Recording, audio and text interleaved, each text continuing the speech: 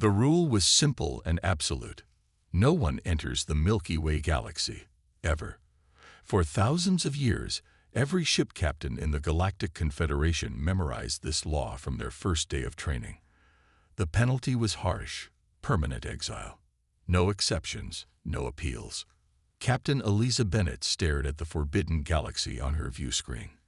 It looked ordinary enough, a spiral of stars, not unlike the dozens of other galaxies explored by the Confederation. Yet it remained marked in red on every star chart, with the label Quarantine Zone Alpha in bold letters. "You're staring at it again," said Lieutenant Alan Miller, stepping onto the bridge of the survey vessel Pathfinder *. Eliza didn't turn from the screen. "Don't you wonder why, Alan? What could be so dangerous about one galaxy that we've avoided it for thousands of years? Rules exist for a reason," Alan replied, checking the ship's navigation systems. "Besides, I like my job. I like not being exiled." Eliza smiled. Alan was a good officer, cautious where she was bold, careful where she was curious. It made them an effective team. She had been the youngest captain ever appointed to the Confederation's exploration fleet, and her reputation for thorough research and careful planning had earned her the respect of her superiors. But her secret fascination with the Milky Way was becoming an obsession. "Captain, you should see this," called Diane Wright from the science station. The tall, serious woman rarely showed excitement, but her voice had an edge to it now. Eliza joined her, reading the message on Diane's screen. "Budget cuts. They're shutting down half the exploration division, including us," Diane confirmed. "The Pathfinder is scheduled for decommissioning next month." Eliza felt a strange calm settle over her. A plan began to form, a reckless, career-ending plan. That evening, she called the 12 crew members to the ship's mess hall. "By now you've all seen the news," she began. "Our ship will be scrapped, and will be reassigned to different divisions. But before that happens, I have a proposal." She displayed a star chart showing their current position relative to the Milky Way. "We're just 3 days from the edge of the quarantine zone. Everyone is busy with the fleet restructuring. No one is watching us." She paused, looking at each crew member. "I propose one final mission. We take a quick look inside the Milky Way, gather some readings, and return before anyone notices our absence." The room fell silent. Gregory Patel, the communications officer, was the first to speak. "Captain, that's exile, if we're caught." "If," Eliza emphasized. "The fleet is in chaos right now. Our departure won't raise alarms for at least a week." Kyle Rodriguez, the security chief, crossed his arms. "I always figured you'd snap one day, Captain. Just didn't think you'd take us with you." A slow smile spread across his face. "Count me in." One by one, the crew members agreed, some enthusiastically, others reluctantly. Only Alan and Diane remained openly skeptical. "This isn't like you," Alan said quietly as the meeting broke up. "You're not usually this reckless." "Maybe it's time I was," Eliza replied. "Don't you want to know what's in there?" 3 days later, the Pathfinder approached the invisible boundary of Quarantine Zone Alpha. The crew was tense but ready. "Final system checks complete," reported Peter Walsh from engineering. "Though I still think we're all crazy." "Noted," Eliza said. "Diane, sensors at maximum range." "Alan, take us in, slowly." At the first sign of trouble, we turned back. The Pathfinder crossed the boundary, the first Confederation vessel to enter the Milky Way in recorded history. For 5 minutes, everything seemed normal. Diane reported standard readings. Ellen maintained a steady course. Then the alarms began. "Energy surge," Diane shouted. "Something's scanning us." Before Eliza could order a retreat, a blinding light engulfed the ship. Consoles exploded in sparks. The deck shuddered violently. When the chaos subsided, Eliza pulled herself up from the floor. "Damage report."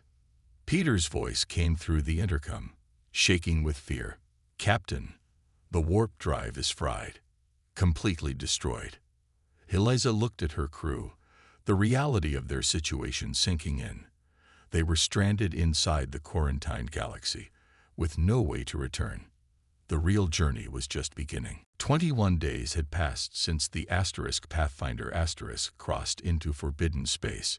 The ship limped through the stars, its damaged systems barely functioning. Captain Eliza Bennett hadn't slept properly in days.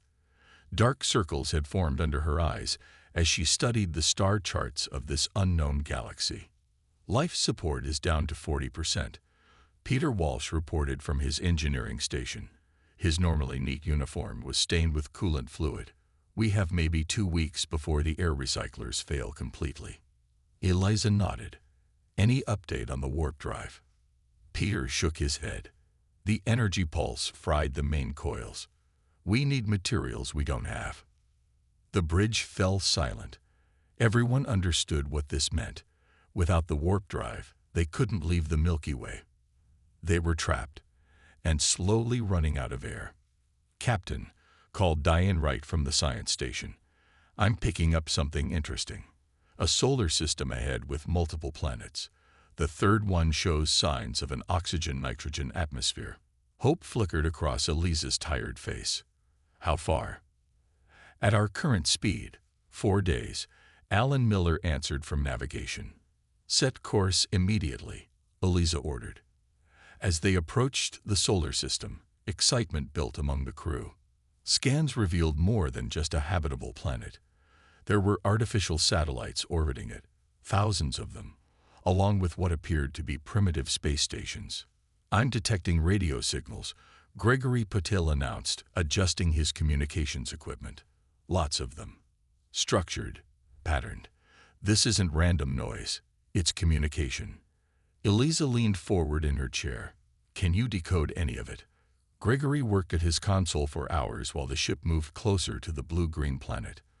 Finally, he looked up, his face pale with shock. "Captain, I've managed to translate some basic language patterns. The beings down there, they call themselves humans, and they call their planet Earth." "Show me," Eliza demanded. The main screen filled with images captured from the planet's broadcast signals. The crew stared in disbelief. The creatures looked almost exactly like them. 2 arms, 2 legs, 1 head.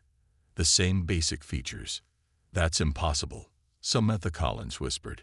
As the ship's medical officer, she understood the unlikelihood of finding such similar life forms. The chances of parallel evolution creating beings so similar to us. "It goes against everything we know about evolutionary biology," Diane agreed, studying the sensor readings. "Unless." "Unless what?" Eliza prompted. "Unless we're related somehow," Diane finished. The crew debated their next move. Confederation protocol was clear. Observe only, no contact. But their situation was desperate. Their ship was failing, and they needed help. "We need to land," Eliza decided. "We need supplies and possibly assistance with repairs. These humans appear to be less advanced than we are," Kyle Rodriguez pointed out. "Their technology is primitive compared to ours. They might not be able to help." "We don't have much choice," Eliza replied. "Prepare the shuttle. I'll lead the landing party." Eliza selected Samantha and Kyle to accompany her to the surface. The rest would remain aboard the Pathfinder and continue repairs. "Choose a remote landing site," she instructed Alan. "We want to minimize contact until we understand more about these humans." Alan found a clearing in a forested area outside a city the locals called Portland, in the northwestern region of a country called the United States. The shuttle departed the next morning. The descent through Earth's atmosphere was rough. The shuttle, designed for short orbital trips, struggled with the planet's gravity and thick air. When they finally landed, the 3 crew members stepped out onto alien soil, though it looked remarkably like the soil of their homeworlds. "The air is breathable," Samantha confirmed, checking her instruments. "Gravity slightly stronger than we're used to, but within tolerable limits." They had barely begun to explore when they heard the sound of engines approaching. Looking up, they saw flying vehicles circling overhead. Minutes later, ground vehicles approached, carrying humans in uniform.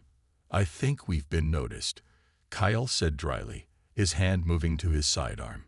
"No weapons," Eliza ordered. "We come in peace." The vehicles stopped 100 meters away. Humans emerge, pointing primitive projectile weapons at them. "Well," Eliza said, raising her hand slowly. "Looks like first contact is happening whether we're ready or not." Eliza sat in a plain white room. For 3 days, humans in various uniforms had come to question her. Their translator devices, hastily programmed by Gregory before the landing, worked well enough, but trust was harder to establish than communication. A door opened, and a man in a white coat entered. He had introduced himself earlier as Dr. Nathan Phillips. "Your DNA results are back," he said, placing a folder on the table. "I don't know how to say this except directly.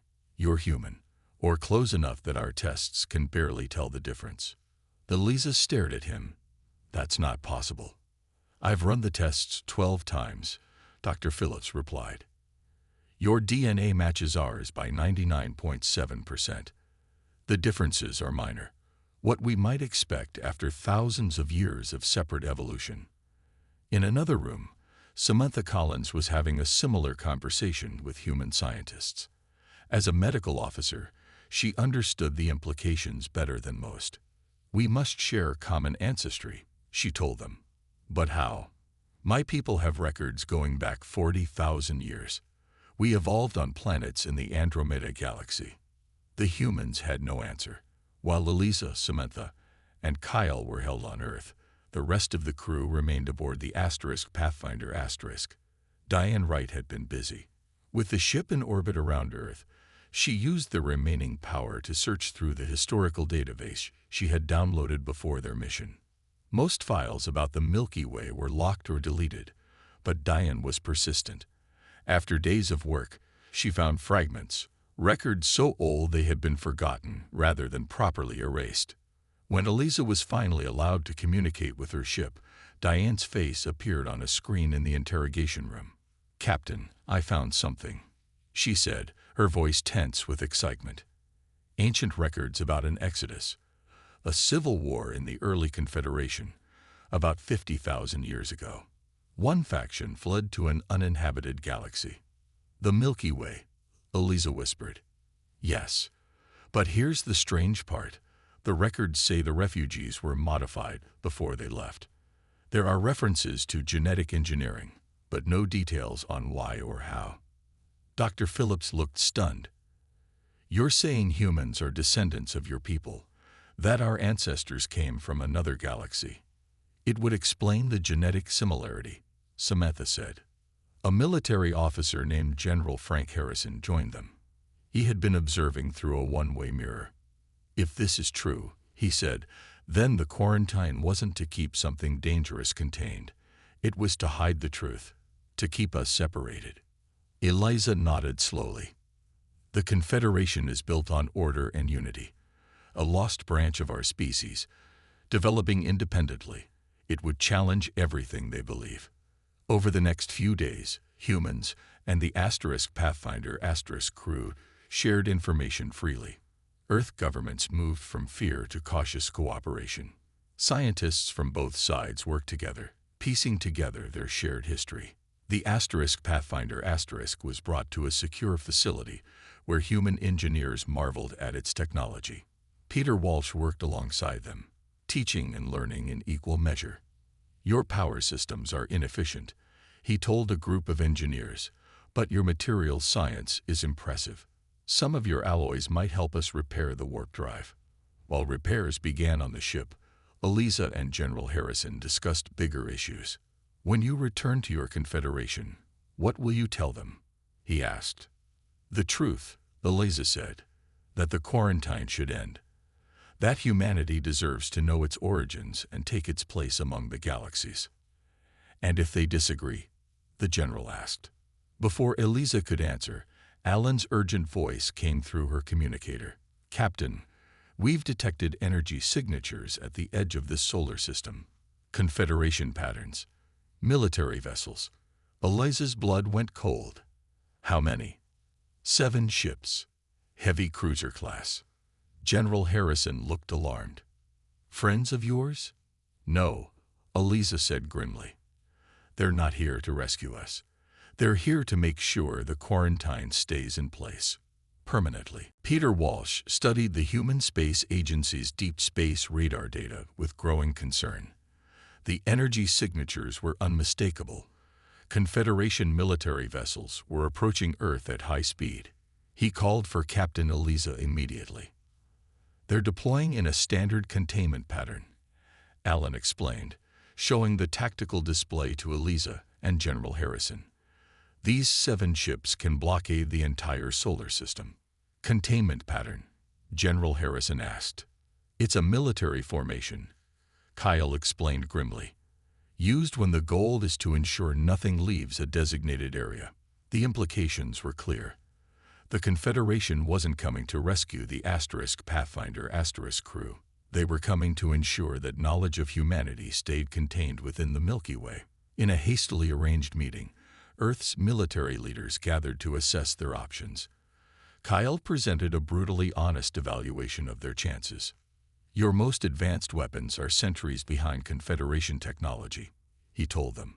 A single Confederation cruiser could neutralize your entire orbital defense network in minutes.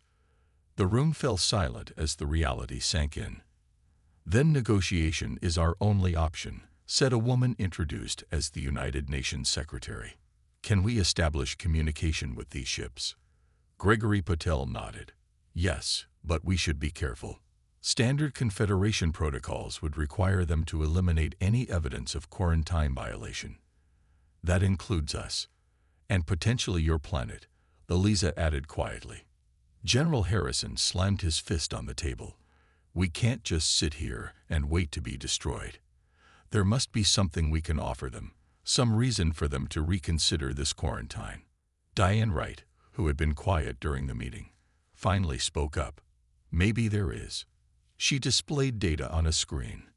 Dr. Phillips and I have been analyzing the cognitive differences between humans and Confederation citizens. Cognitive differences? Eliza asked. Yes, our preliminary tests show that humans process information differently than we do.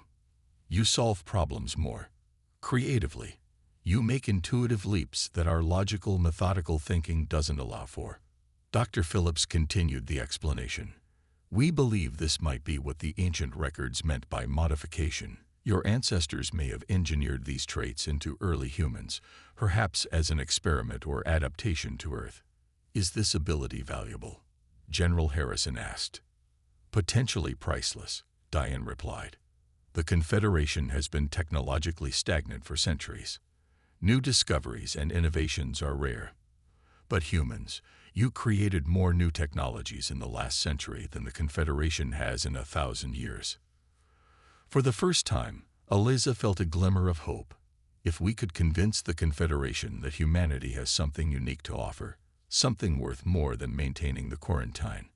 We need a representative, Dr. Phillips said. Someone who can present humanity's case to these approaching ships. Someone who understands both sides. All eyes turned to Eliza. I broke the quarantine, she said. They have no reason to listen to me. But they'll follow procedure, Alan pointed out. Confederation law requires a hearing before punishment is carried out. You could use that opportunity to present our case. As they debated the approach, Peter rushed into the room with new data. The lead ship has transmitted an automated message. They're demanding the immediate surrender of the Pathfinder and crew. They've given us 12 hours to comply, or they'll take containment measures. Samantha looked worried. Containment measures could mean anything from a communication blackout to orbital bombardment. We need more than just Captain Bennett, General Harrison decided. We need someone who truly represents Earth, a human ambassador. I have a suggestion, Dr. Phillips said. Dr. Lisa Ortiz. She's our leading expert in anthropology and linguistics. If anyone can communicate our worth to an alien civilization, it's her. As the others discussed this idea, Eliza stepped to the window. She could feel the weight of both worlds on her shoulders. One way or another, the next 12 hours would change the fate of humanity forever. Dr. Lisa Ortiz arrived at the military base 2 hours after being contacted. She was shorter than Eliza had expected, with quick, intelligent eyes that missed nothing. Within minutes of meeting the Pathfinder crew, she was already asking detailed questions about Confederation culture and protocols. "If I'm going to represent humanity," she explained, "I need to understand who I'm talking to." While Lisa prepared, the Pathfinder underwent final repairs. Peter had worked with Earth engineers to adapt human materials to fix the damaged systems. The warp drive remained beyond repair, but the ship could fly again. "We have a plan," Eliza announced to the assembled group of human leaders and her crew. "Lisa and I will take the Pathfinder to meet the Confederation fleet at the edge of your solar system. We'll invoke the right of testimony, an ancient law that requires the Confederation to hear accused criminals before punishment." "And if they refuse?" General Harrison asked. "They won't," Eliza said with more confidence than she felt. "The Confederation values order above all else. Their own laws bind them." As the meeting ended, Eliza found Lisa studying the star charts of Confederation space. "Are you afraid?" Eliza asked. Lisa looked up with a small smile. "Terrified, but also excited. Humans have dreamed of meeting aliens for generations. We just never imagined we'd be related." The two women spent hours together as the Pathfinder prepared for departure. Eliza explained Confederation customs and power structures. Lisa shared stories of human history, the triumphs and tragedies that had shaped Earth's civilization. "Your people have overcome so much," Eliza said, impressed by humanity's resilience. "Wars, plagues, natural disasters. Yet you keep rebuilding, advancing." "We're stubborn," Lisa replied with a laugh. "Maybe that's what your ancestors engineered into us." The night before their departure, Samantha called Eliza and Lisa to her lab. The medical officer looked troubled. "I've been analyzing the genetic differences between humans and Confederation species," she explained. "The variations aren't random. They're too precise, too intentional." "What do you mean?" Lisa asked.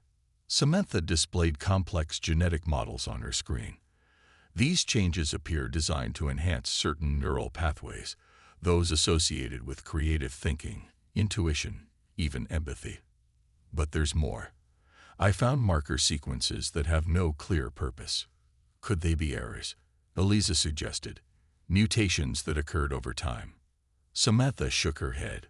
"No, they're too consistent across human populations. They were put there deliberately, like a signature or a message." Lisa leaned closer to the screen. "A message in our DNA, from your ancestors to us." "Possibly. But why?"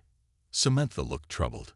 "What if humans weren't just modified as an experiment or adaptation? What if there was another purpose?" The question hung in the air, unanswered. The next morning, the Pathfinder prepared for launch. The crew had been given the choice to stay on Earth, but all 12 had chosen to accompany their captain. Lisa boarded as Earth's first ambassador to the stars, carrying with her humanity's hopes.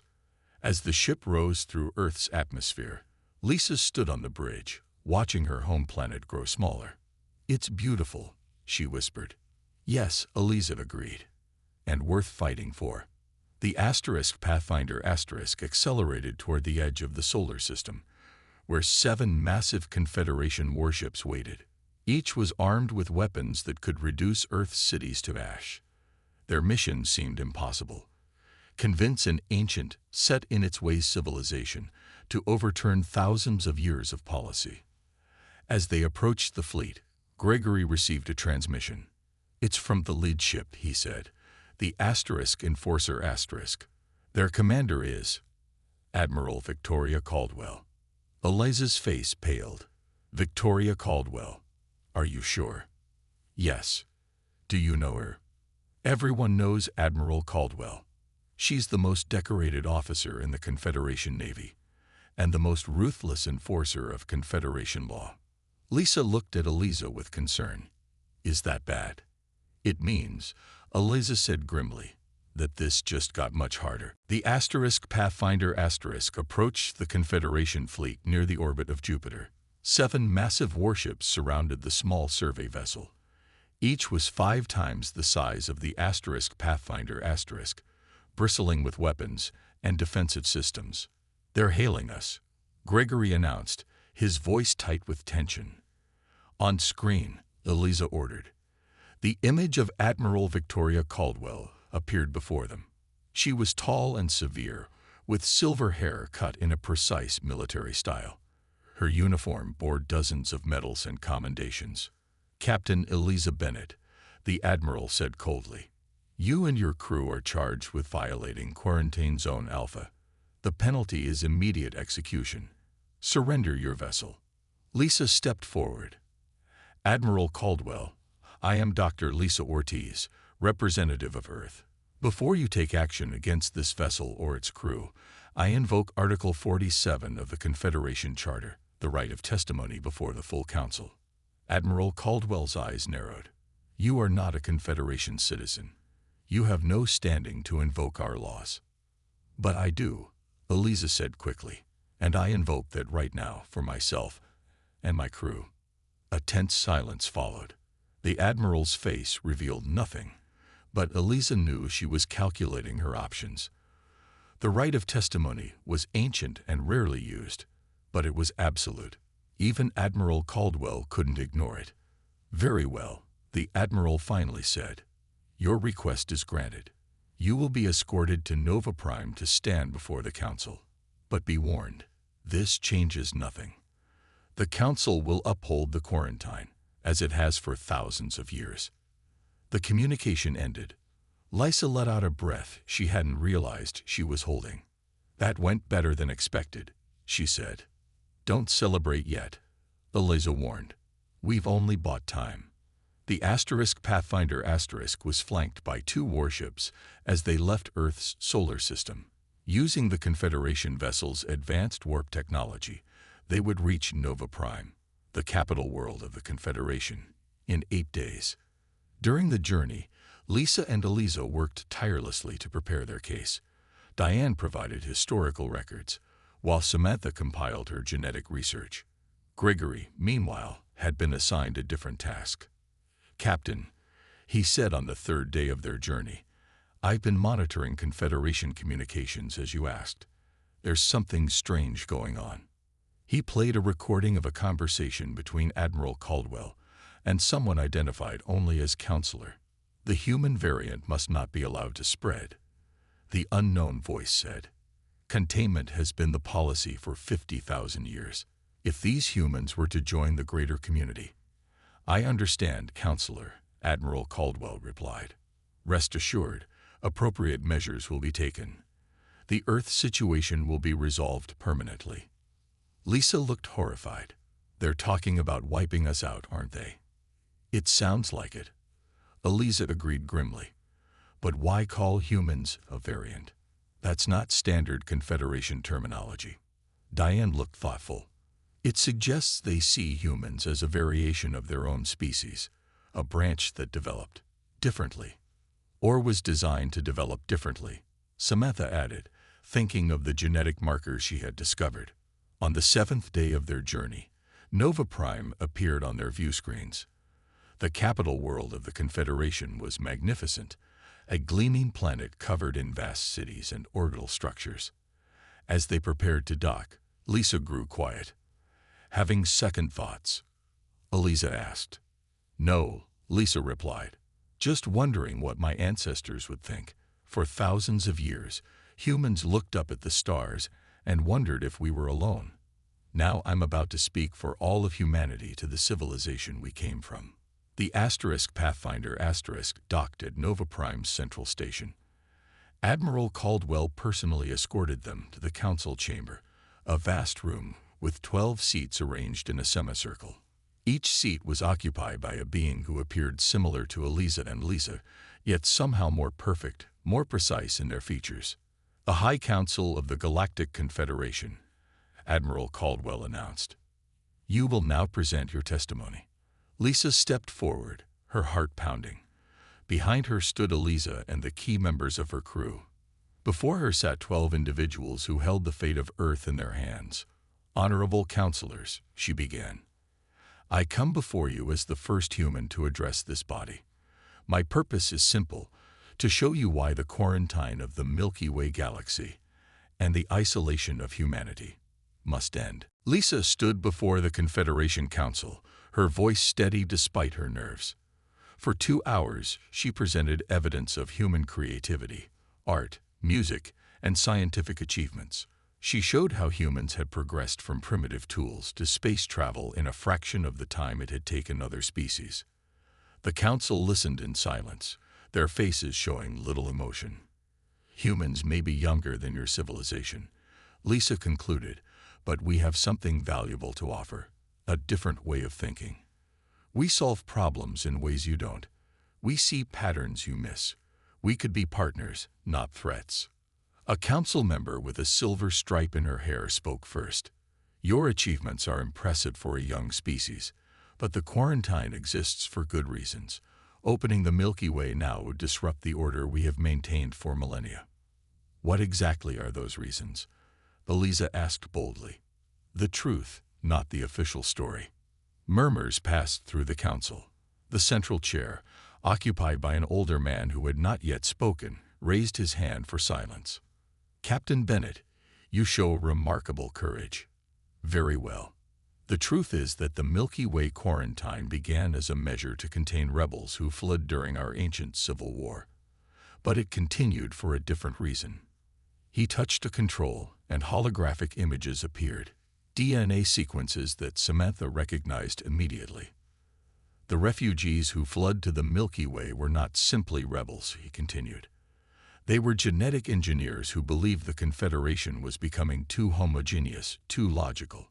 They feared we were engineering out the very traits that made us successful: creativity, intuition, passion. Diane stepped forward, her eyes wide with realization. The modified genes Samantha found. They were a safeguard. The refugees deliberately altered their descendants to preserve these traits. Correct. The council leader confirmed. They created humanity as a backup plan, a reservoir of cognitive diversity that might one day save our stagnating civilization. Lisa looked stunned. You're saying humans were designed as your insurance policy? In essence, yes. And some of us believe the time has come to use that insurance. He looked pointedly at certain council members. Our civilization has grown comfortable, predictable. We make fewer discoveries each century. We take fewer risks. Admiral Caldwell stepped forward angrily. This is precisely why the quarantine must be maintained. These humans are unpredictable, emotional, chaotic. They would disrupt everything we've built. Or revitalize it, countered another council member. The council chamber erupted in debate. Eliza leaned close to Lisa.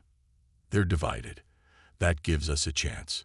After hours of argument, the council leader called for order. We will vote on a proposal. The quarantine will be lifted gradually. Earth will be granted observer status in the Confederation, with limited technology transfers and cultural exchanges to begin immediately. The vote was 7-5 in favor. Admiral Caldwell looked displeased, but bowed to the council's decision. What of the Pathfinder crew? They still violated Confederation law. The council leader considered this. Captain Bennett and her crew will be pardoned in recognition of their historical role. They may choose to return to their previous positions or serve as liaisons to Earth. 3 months later, the Pathfinder approached Earth again, this time leading a small delegation of Confederation representatives. The ship had been fully repaired and improved with Confederation technology. On the bridge, Eliza watched Earth grow larger on the view screen. Beside her stood Lisa, now the official human ambassador to the Confederation. I never imagined our little act of rebellion would lead to this, Eliza said. Breaking rules sometimes changes history, Lisa replied with a smile. Though I'm still getting used to the idea that we were designed as your species' backup plan. Not just a backup plan, Eliza corrected her, a hope for the future. Your creativity, your passion, they're exactly what the Confederation needs. As the Pathfinder entered Earth orbit, Eliza thought about how differently things might have gone. A simple act of curiosity had connected two branches of the same family tree, separated for 50,000 years. The Milky Way was no longer a no-go zone. It was a bridge to a new future, for humanity and the Confederation alike. Alan Miller's voice interrupted her thoughts. Captain, Earth is hailing us. They're ready to receive the delegation. Eliza straightened her uniform. Tell them we're coming home, and we're bringing family.